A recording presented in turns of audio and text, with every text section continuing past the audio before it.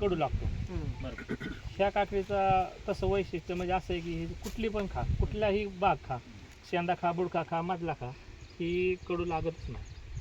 आणि त्याच्यामुळे व्यापाऱ्यांची मागणी झाली जास्त. एक दिवस थोडा लेट बी झाला तर ती फुगत नाही, लांबते थोडक्यात. हो, लांबते. हो, म्हणजे काही काकडे काय होतात, असं डबऱ्या होत्या, चुकून एखादं राहिलं तर असं जाड होते मध्ये. ही काकडी लांबत या, आणि लांबली की आणखीन मग ती कसं आहे की लांबली की ती साईज वजन वाढते. कडूचाच लय मोठा प्रॉब्लेम आहे, बाकी काय नाही.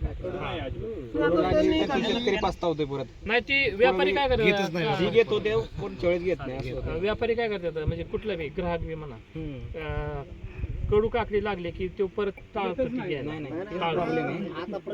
मार्केटमध्ये घेणारा गिरायक मोडून बघते, खाऊन आली काकडी कडू आहे का गोड आहे, तेव्हा ते हात लावते काकडीला. नाही, काकडीचे एक वैशिष्ट्य आहे की मी ह्याच्या अगोदर तुमच्याकडून व्हरायटी आणल्या होत्या, तर ती सुरुवातीचा देठाकडचा भाग कडू लागतो. माणूस खाताना मधलाच खात नाही.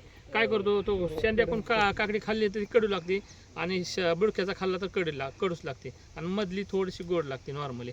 तसं ही कुठला भाग खा, हिचा कडू लागतच नाही असं आहे. तरी एक मिनिट शेतकरी मित्रांनो, आपण कुठली व्हरायटी पाहिली?